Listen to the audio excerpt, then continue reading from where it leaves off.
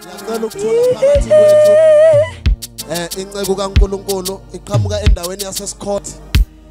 Bazalwane egameni lika Jesu Kristu waseNazaretha. He's a friend of mine, he's a brother to Ntsika. Bazalwane ngiyacela phakathi kwethu ukwethula uBishop uThwala all the way from Escott. Ngiyacela bazalwane sihlanze izandla zethu sishayele uNkulunkulu.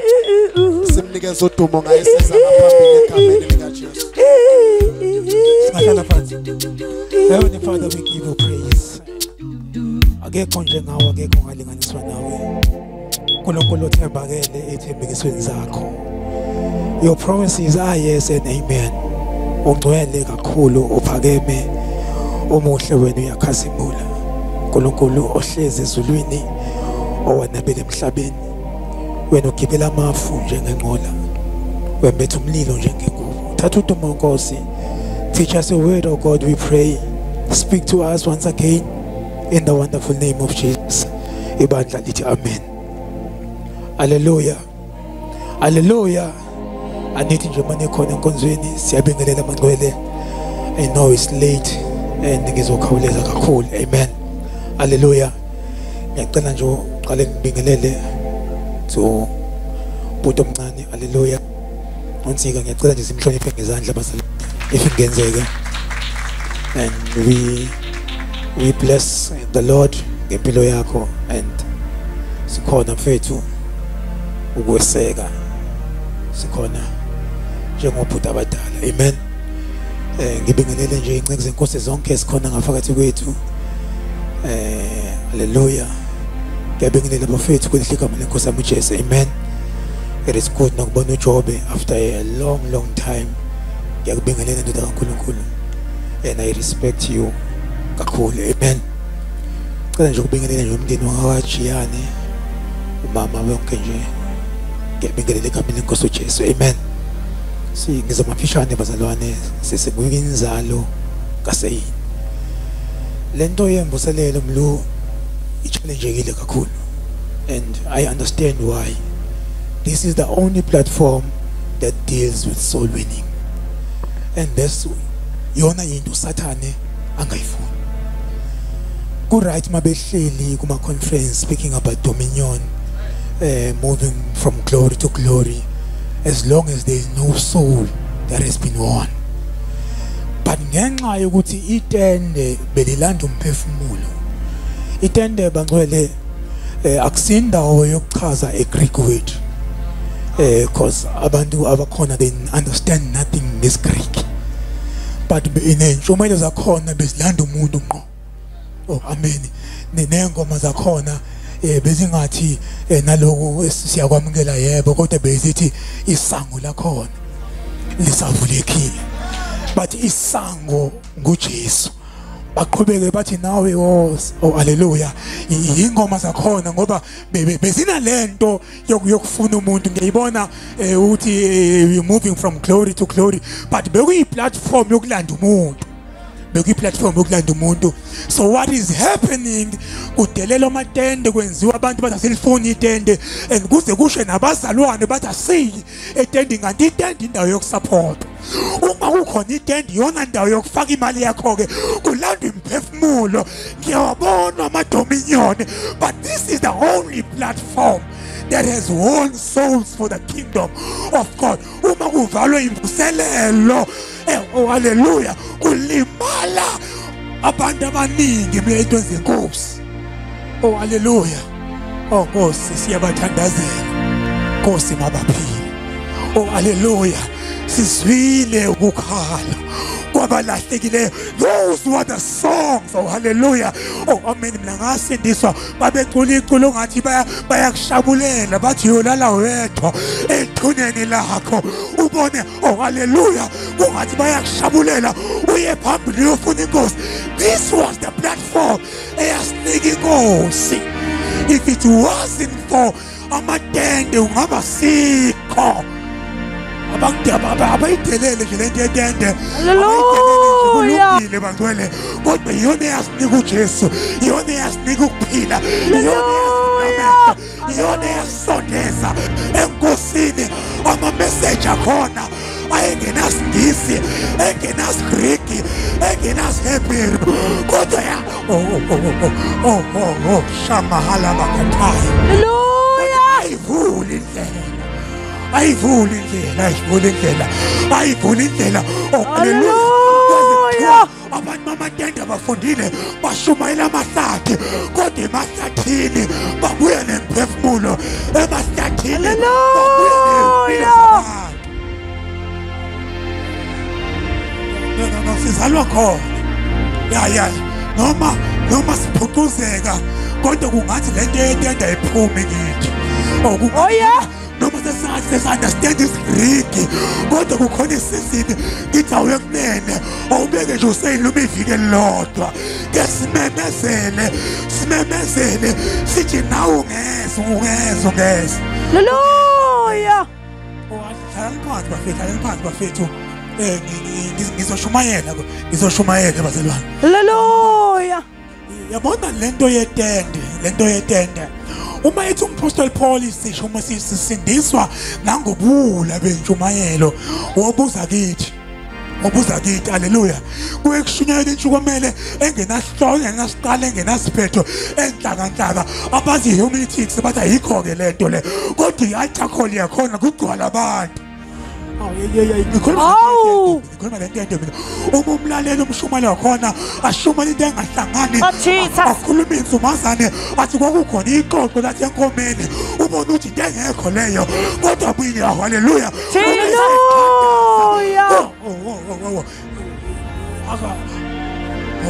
Hallelujah. Kukuze kanje bafethu ikhuluma isingisi haleluya siyasashunyeza intshumayelo yathi iyodlala ifilimu intshumayelo ngeke uyibheke embhalweni kodwa kwathiwa izodlala ifilimu engekho ezwini Hallelujah. kodwa inqwa Hallelujah. iyasindiswa kuthiwa kuyodlala ifilimu kazi bangadlala ifilimu iyofika kimi sesinjalo ukukhathala dlala yakho nje kunene oh amen. But we thank God Bangwele for such revelations. We thank God for such people. Hallelujah. Our souls really were restored through those messages. Oh amen. The likes of Obabu Pengu, Obabu Ngiti, the late NJ Stoli, the Obabu Pongose, those are the guys Abaha Benzelene, Bakijima Netende, Balenzi Tende La Trend. Oh amen. Oh, I'm going for this side of hell. Oh amen. But we praise God for that generation. Kulunkulu wavuse generation yethu. Ihlupha ngento eyodwa ke ethi generation bamjiyane igeneration eyazi yonke into. That's the painful part about our generation. Ushumayeza umuntu owazizwe uthulivula athi aligeje ungasho lutho usavula nje Hallelujah. yeah that's the painful part of this generation hallelujah futhi ngeke sibarobhe ngoba ulwazi bayalidinga so it yenza lento ukuthi nathi njengabashumayeli sithi deep down embhalweni because each generation esishumayezayo igeneration nembuzo ukuthi kuyisono ngani ngeke sikubalekele lokho oh amen sengicela ukuthandaza abangcwele sihambe siyolala but savuleka amehlo ngetende sake samthatha uMagubane samusa ngala eThekwini somtshengisela enye side lempilo samtshengisela enye side lempilo mamjiyane wabonga wavalisa ekseni wathi thwala uma kunje eThekwini hayi mina ya sathi thina ke sizosala eThekwini siphila kulona siyalazi amen haleluya hayi lapha libuyayo wayekhona uziwa wayekhalila ngazo zonke insuku samtshela ukuthi sedubaneke la sedubaneke la amen haleluya amen ya sababona ngale eThekwini haleluya kwakonakele ukuthi ngicela bazane sivule incwadi ngizoshumayela intshumayelo yasetendeni nami namhlanje oh amen Ngicela sivule the book of John chapter 3 verse 16. The book of John chapter 3 verse 16. Incwadi engikuthandaza ngayo le zwide incwadi engikuthandaza ngayo incwadi kaJohn chapter 3 verse 16. But ngiyafisa nje siwafunde khona namanye amavesi engifisa siwafunde. Ngicela masufikile ufunde nje sisi. Masufunda kimi ufunde nje kahle ungasamemezanga. Haleluya ufunde nje. Haleluya ufunde nje. Amen. Ufunde nje sisi wami. Amen. Incwadi kaJohn chapter number 3 verse number 16. verse number 16. Anazi yini? Noma yehlise voice sisi. Angwa. John 3 verse 16. Yes.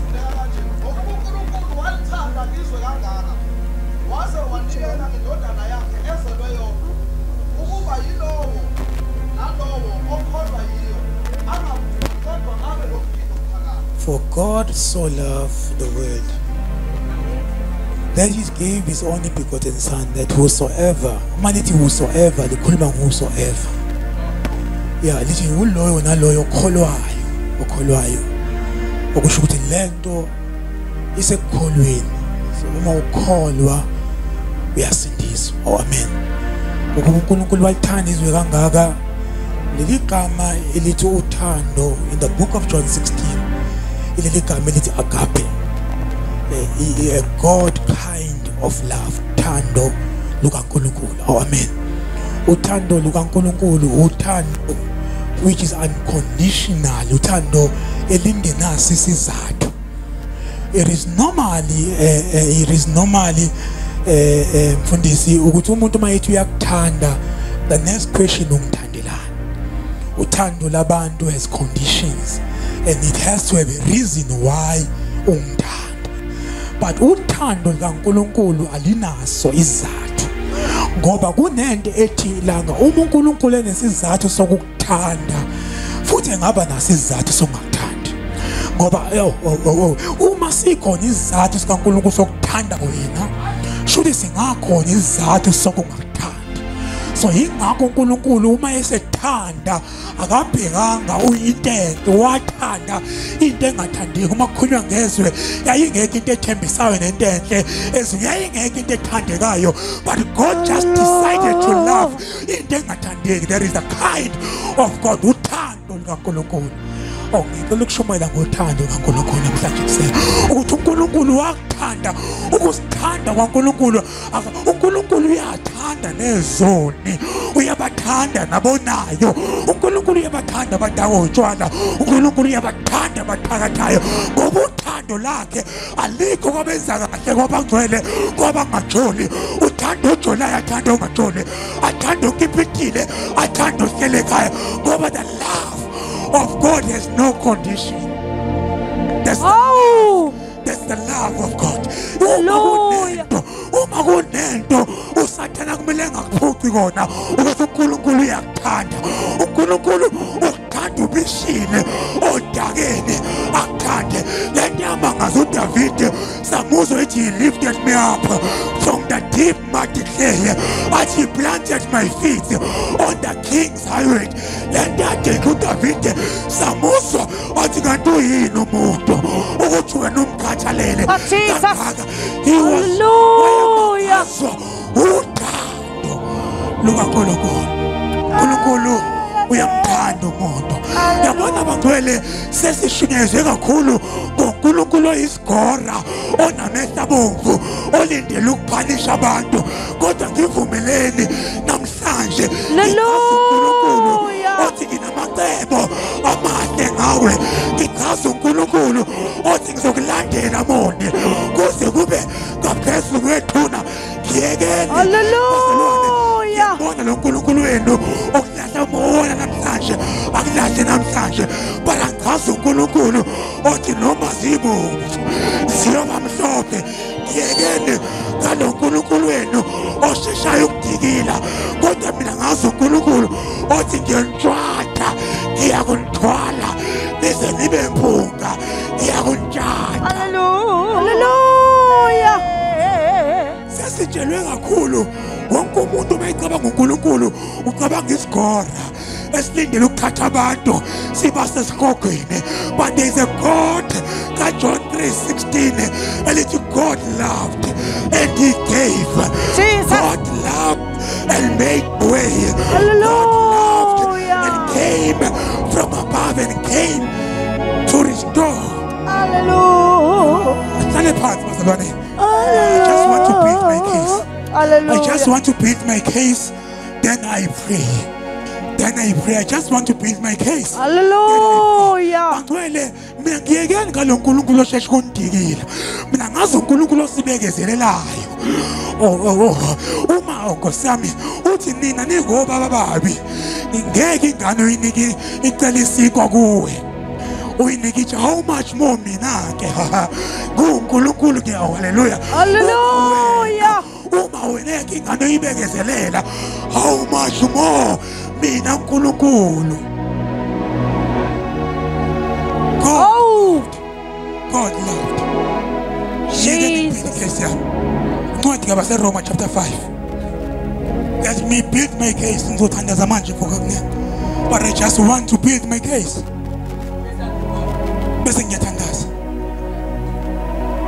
Romans chapter 5. Reading from verse 6.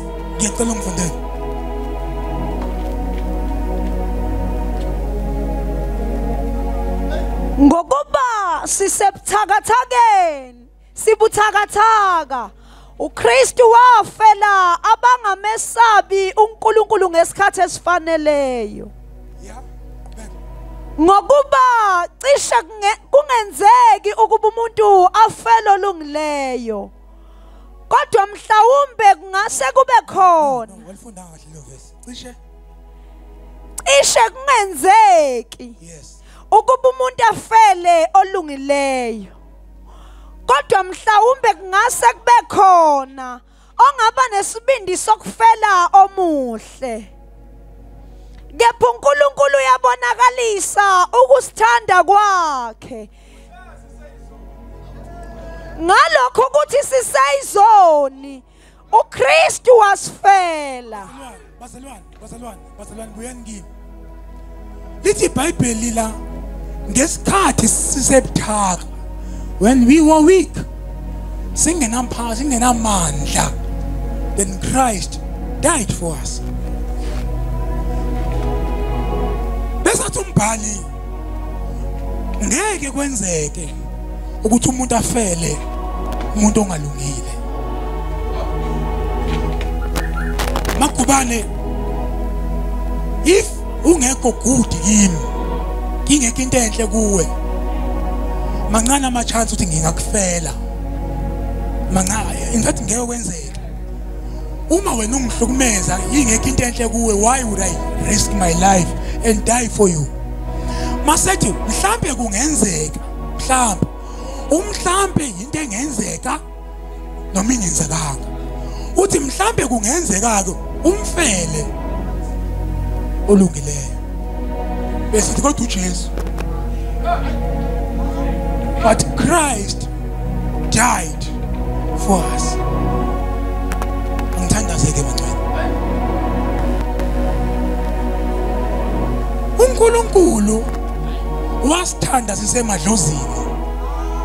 Sikhonza uNkulunkulu bokuzikhandela. Wasithanda. Wena uke wadaka utshwala wa drive uNkulunkulu wakuphephisa. God loved you. Wena uke waba sendaweni engafanele ngabe uyona wabuya usafe. Because God loved you. Akakuthandanga uNkulunkulu ngoba usuthi rakamashanda. But wakuthanda waze wakufela uguqe kwabanye uNkulunkulu. Ungalungile lingekho nethemba ukuthi ungalunga, but Christ died for you. Christ died for you. Obheka uthando lungaka. Bangcwele malithi iBhayibheli for God so loved the world.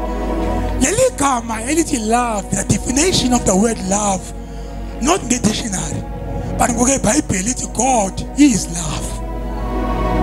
So uma sikhuluma ngothando sikhuluma ngoNkulunkulu. Ingakho ngeke God angangeni lapho. When we speak about love sikhuluma ngoNkulunkulu. Mhlambe uma singalinterpreta leli verse singathi for God so God the world. So ngoba this is God loving. uNkulunkulu akanalo uthando kodwa uluthando ngoba ume nothando into nayo kungenzeka ingakibi khona kusasa. But noma ungaya ngasiphi isikhathi you will find love kuNkulunkulu. Noma ungaya ebusuku ekuseni ntambama noma ngaya ulimele ukhathele, but when you reach the throne of grace you will find his mercy and you will love. He's an unchanging God. Hallelujah. Ingakho namhlanje uma uya kuye. Okay, let me pray. According to the Bible, uma limchaza uNkulunkulu lithi is an omnipresent, omnipotent, sovereign God, meaning uNkulunkulu owazi past, present and future. Kodwa lithi iBhayibheli esonweni isono uNkulunkulu uyasikhohlwa.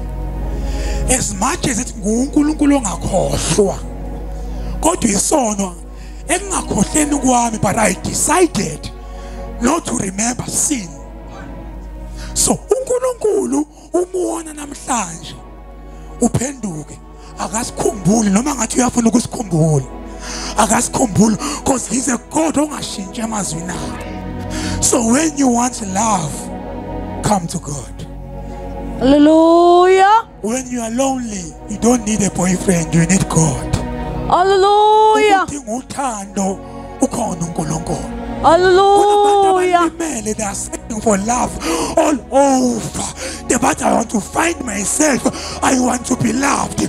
God ngicela ngivumele ngikhulume ngoluNkulunkulu uthando elingenakuphela elingenakhawula. Hallelujah. LoNkulunkulu uthando likaNkulunkulu.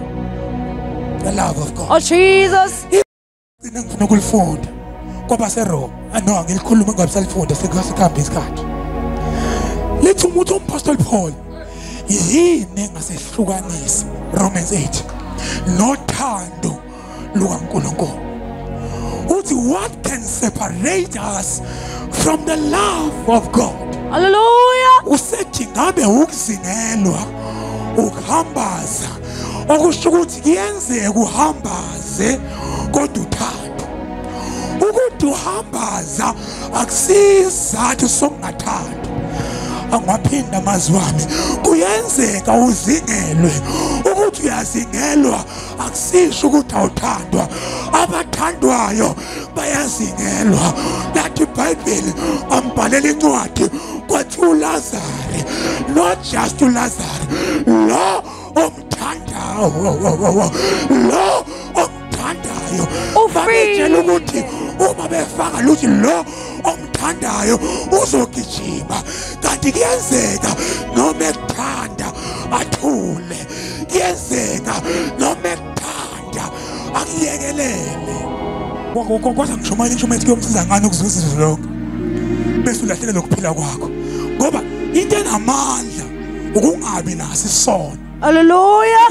Endweni zonke engenazo inesono siyenye izinto Engena. ngoba yangizwa lapha. Hey. Endweni zonke engenazo ukhona nesono engenazo. For he washed my sins Away.